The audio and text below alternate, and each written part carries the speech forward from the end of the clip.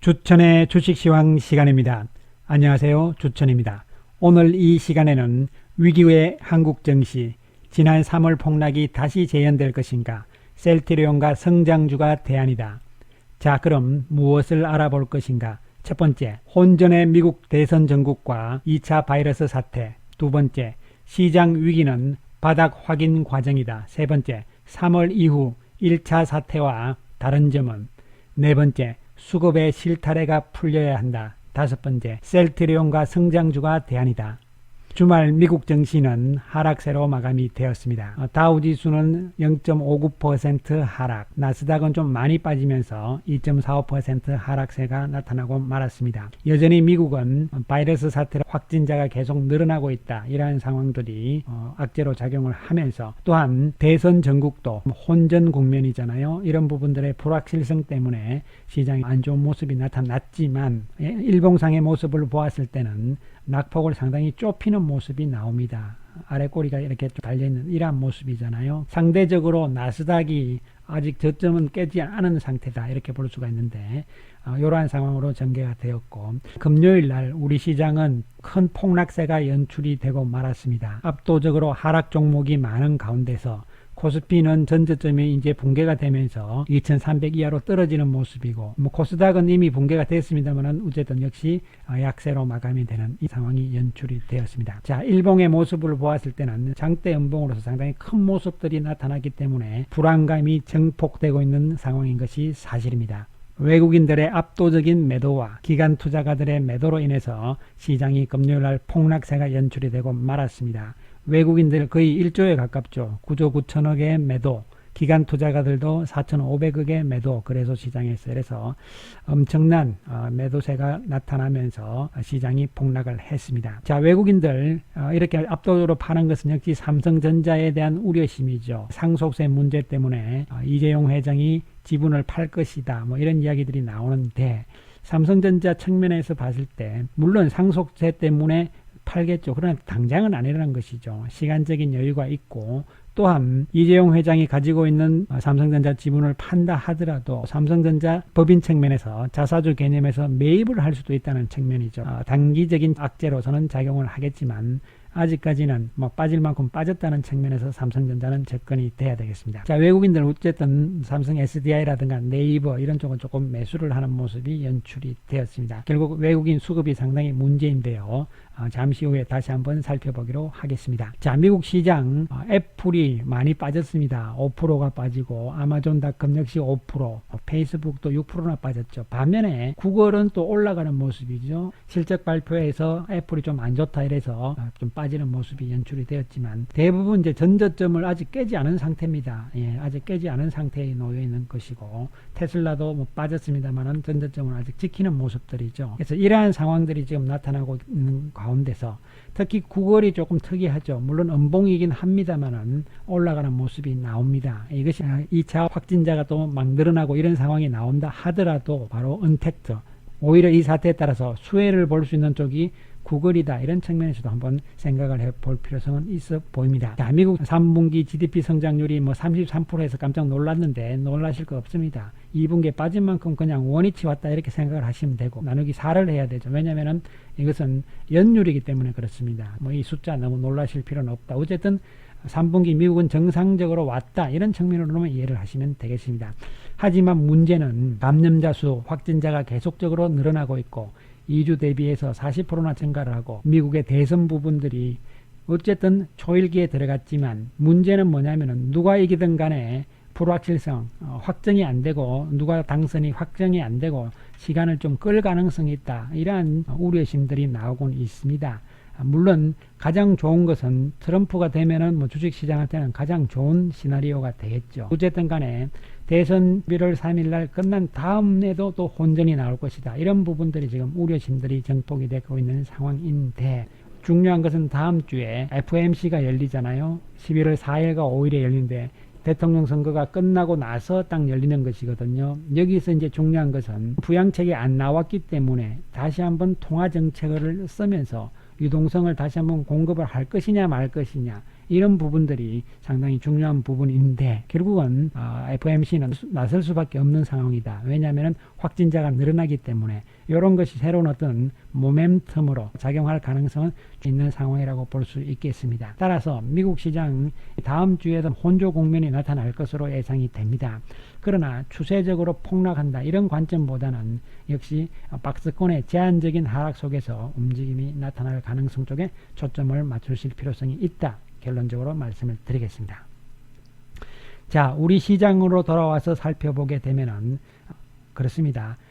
금요일 날 대부분 폭락세가 연출이 됩니다. 시가총액 상위 9개 종목이 되겠습니다. 뭐 누구만 빠지고 이런 개념이 아니고 시장이 전반적으로 폭락세가 나타나면서 종목군들이 다 지금 좀 빠지는 모습입니다. 유일하게 삼성 SDI만 올라가는 이러한 상황이 나왔는데요. 자, 이런 시점에서 시장이 지금 과연 무너질 것인가, 어떻게 될 것이냐 이런 부분들을 지금부터 한번 살펴보기로 하겠습니다. 자, 우리가 1차적인 사태가 나왔을 때하고 지금 2차 사태가 다시 나오면서 불안감이 증폭이 되고 있는 상황이 나오고 있는데요.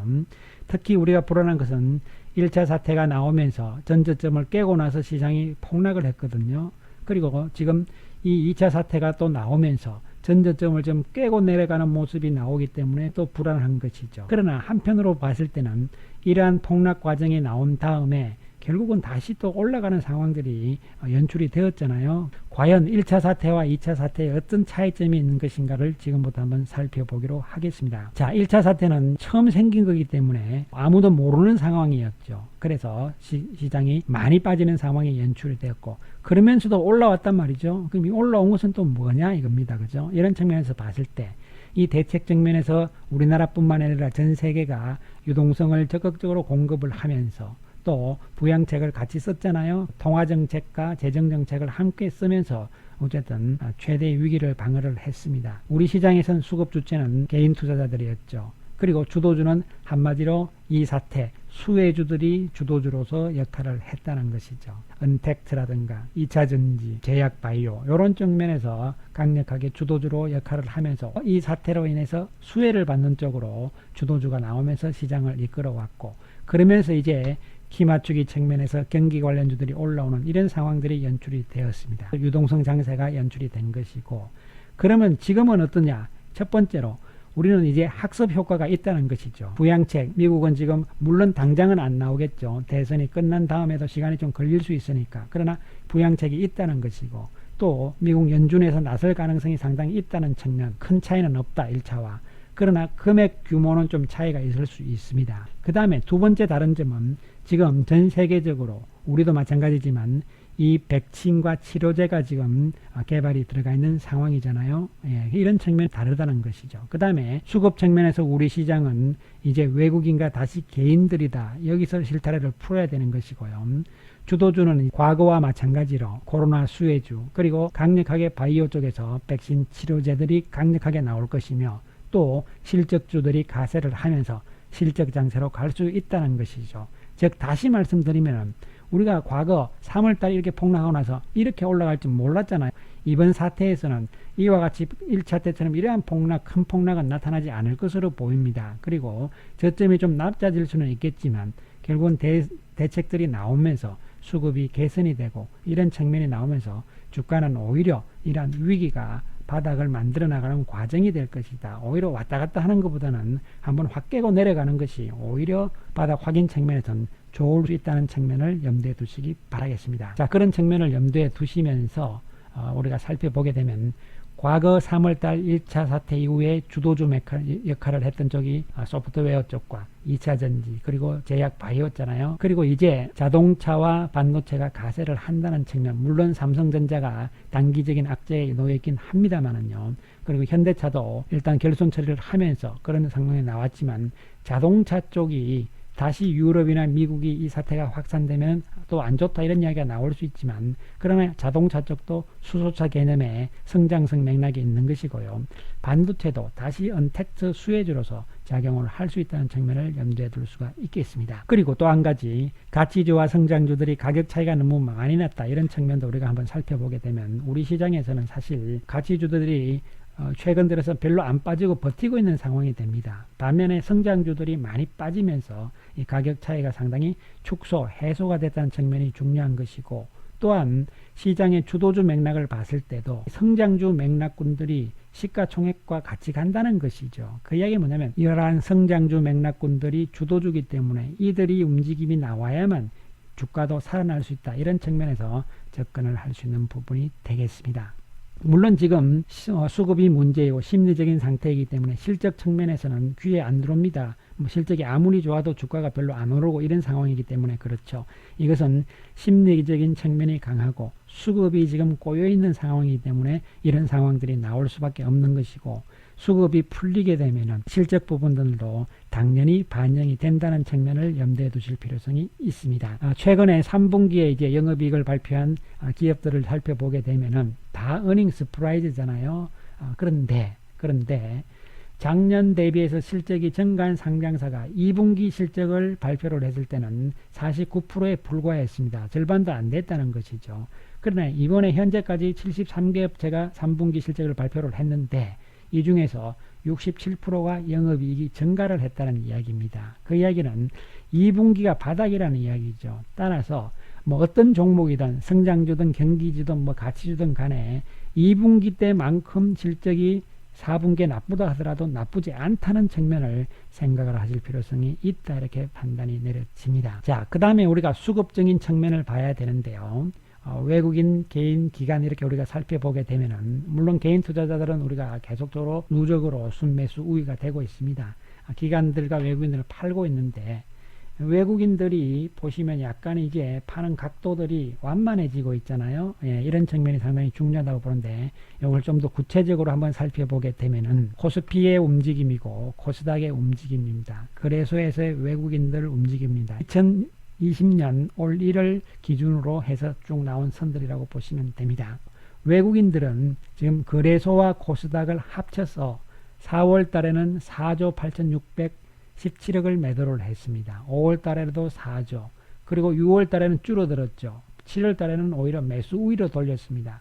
그러다가 8월에 들어서는 또 2조대 2조 7천억의 매도, 그러나 9월에 들어서는 1조대로 좀 줄어드는 상황이고, 또 이번 10월 달에도 1조대로 좀 줄어드는 상황이 되는 것이죠. 외국인들의 매도의 강도가 9월, 10월 들어서는 줄어들고 있다는 측면입니다. 8월에 비해서. 그래서 이런 측면을 봤을 때 이제는 외국인들이 그렇게 팔고 이런 상황들은 아니라는 것이죠. 그래서 또 한편으로 보면은 우리가 이 4월, 5월, 6월 외국인들이 이렇게 팔 때도 주가가 올라갈 수 있었다는 측면이 중요한 것이죠. 외국인들이 전체적으로는 매도를 하고 이런 상황들이 나오지만 시장은 충분히 올라갈 수 있다는 측면이고, 주도주 맥락의 중심으로 간다면 문제가 없다는 결론이 나올 수가 있는 부분이 되는 것이죠. 그럼 우리 개인 쪽에서 수급은 역시 주식 양도세 대주주 이 문제잖아요. 최근에 여당 측에서 정부와 막판 설득을 하겠다. 그리고 이낙연 대표는 며칠 내에 결론을 내겠다. 오히려 3억이 유예가 되면서 기존의 10억으로 넘어갈 가능성도 상당히 높다고 보는데, 이 부분에 대해서는 제가 충분히 이렇게 될 것이라고 예상을 해드린 바가 있습니다. 이것이 수급 측면에서도 촉발이 될 것으로 보인다, 이렇게 예상이 되고, 이런 측면에서 외국인과 개인이 수급이 다시 나오게 된다면은, 즉 외국인들은 이제 매도 규모가 상당히 줄어들고 있다는 측면이, 즉 다시 말씀드리면 4월, 5월에 그렇게 외국인들이 많이 팔았지만 올라갔다. 물론 이제 개인 투자자들의 매수 강도가 4월, 5월처럼 6월처럼 강하지는 않을 겁니다. 그렇지만 외국인 매도가 줄어든 상태이기 때문에 개인들 힘으로도 충분히 올라갈 수 있는 국면이 되는 것이고, 그 핵심의 주도주 맥락군들은 여전히 그 대안은 성장주 쪽에 있다는 말씀을 다시 한번 강조 말씀을 드리겠습니다. 자, 전부 20%, 30%씩 폭락을 했습니다. 이 숫자는 최고가와 최저가를 대비를 한 겁니다. 종가 기준이 아닙니다, 여러분. 그래서 오해는 없으시기 바라고. 어쨌든 간에 이와 같이 20%, 30% 폭락한 이 상황에서 이 꼬여있는 수급이 풀리게 된다면 다시 저가 개념 충분히 빠졌다는 측면과, 또 앞으로 향후 실적과 또 2차 이 사태가 오히려 수혜주가 되는 것이죠. 그런 측면에서 다시 우리는 기존의 주도주들이, 즉 구간이 명간이라는 말씀을 다시 한번 강조 말씀을 드리고, 셀트리온 물론 많이 빠졌습니다. 금요일날 화가 납니다. 그러나 심리적으로 컨트롤을 잘 하셔야 되고, 셀트리온만 빠진 것이 아니란 측면이죠. 그런 측면에서 접근을 하시고 어쨌든 항체 치료제 부분들이 조만간 주가에 좀 영향을 나올 것으로 예상이 되고 있는 상황이라고 볼 수가 있겠습니다. 뭐 여기서 빠지면은 더 살 수 있다. 자꾸 제가 말씀을 드리니까 화내시는 분들이 많으신데 어쨌든 매수를 하시든 매도를 하시든 여러분들의 판단이지만 저는 계속적인 보유의 전략으로 가겠다. 이런 말씀을 다시 한번 강조를 드리겠습니다. 감사합니다.